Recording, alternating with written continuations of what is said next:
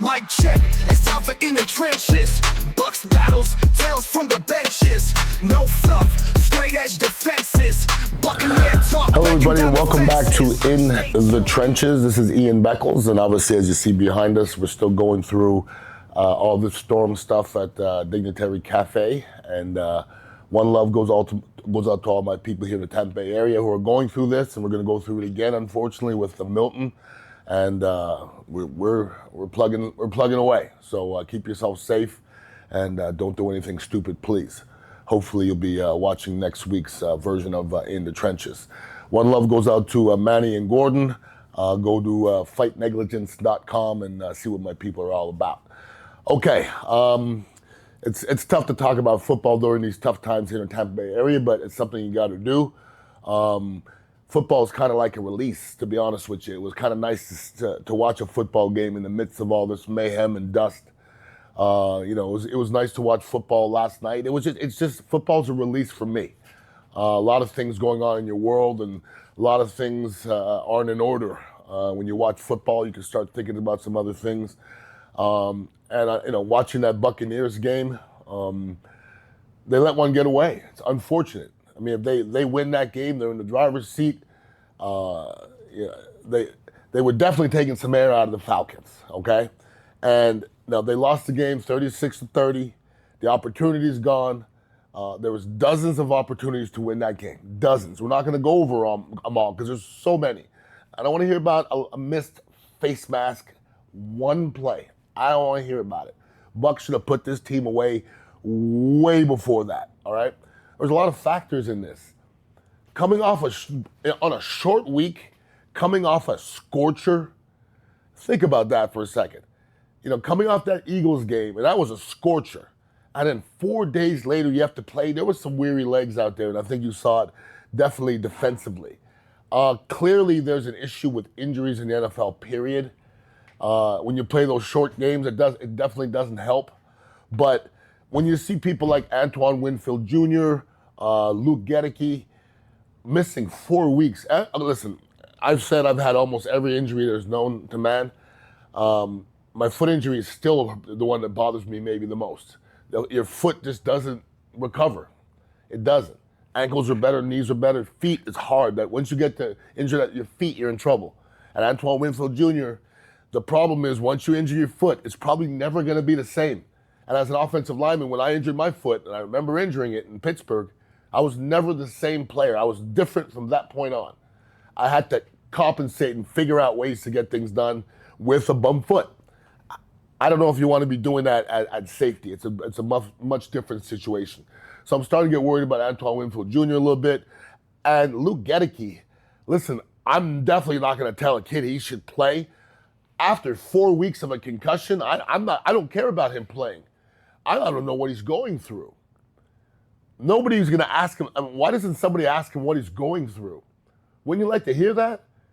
If you miss 4 weeks away doing what you love and you're walking around this planet and you can answer questions but you can't play football, he's going through something.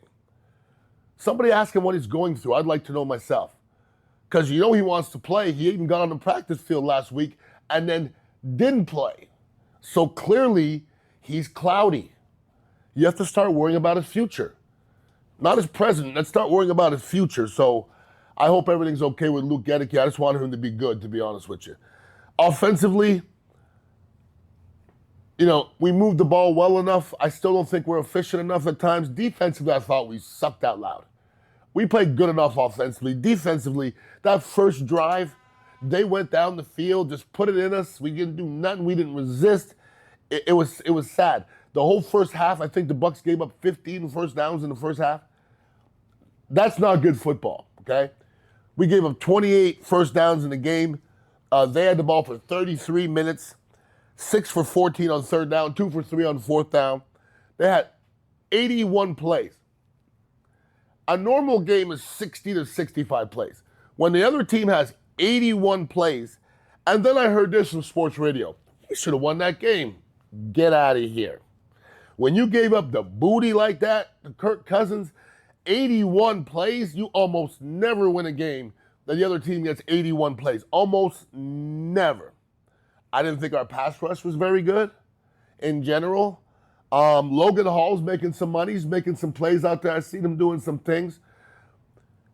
Pay attention when Vita Vea comes off the field. Every time we give up a big run, Vita Vea is off the field. When Vita Vea is on the field, they never seem to get big runs. I don't believe that's a coincidence.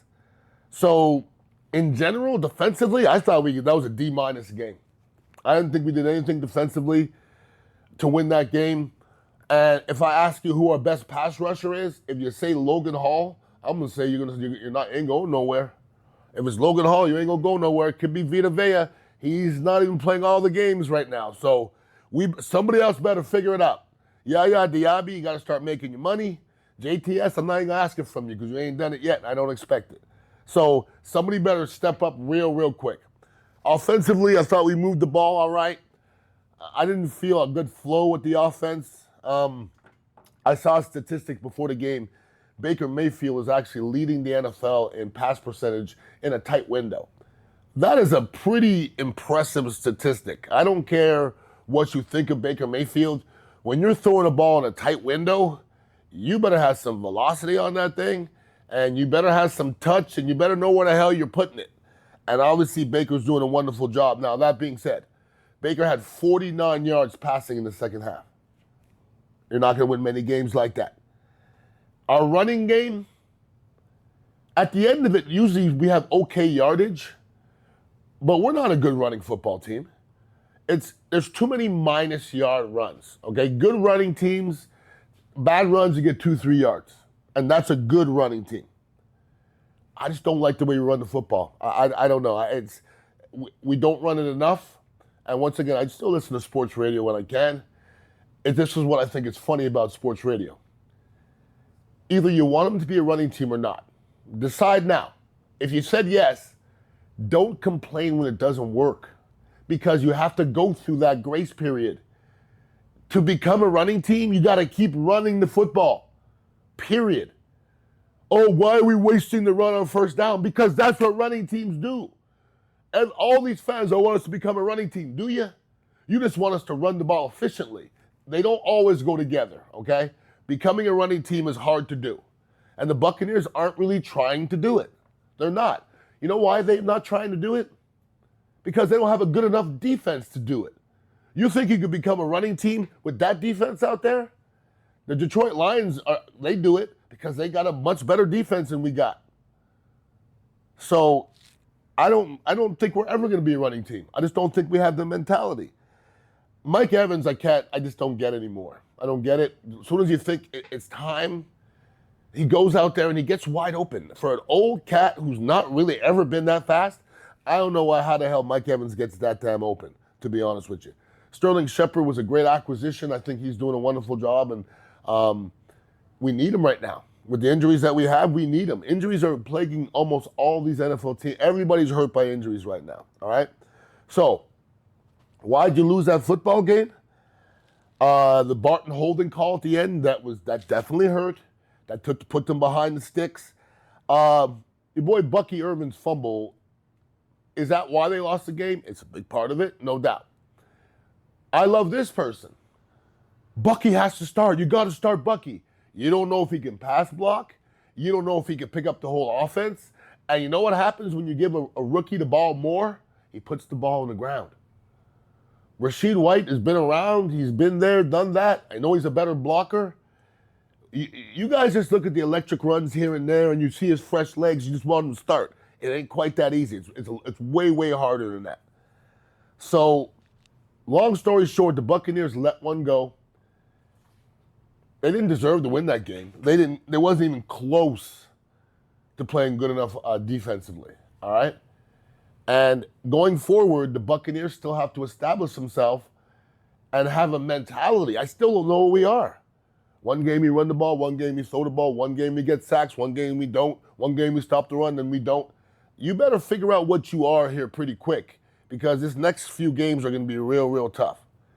And like I said, I'm here at the Dignitary Cafe, and everything's upside down. I know a lot of people in this Tampa Bay area are upside down as well. So I'm hoping everybody to keep strength and help your neighbors and help the small businesses. If we get out of this Milton thing, A lot of small businesses are going to need a lot of help, so help them out as much as you can, and keep yourself safe, and don't be a superhero. Get out of here. I'm leaving. I don't think I've ever left before, but I got to get out of here because that last one was a little bit scary. So take care of yourself, and please be safe out there.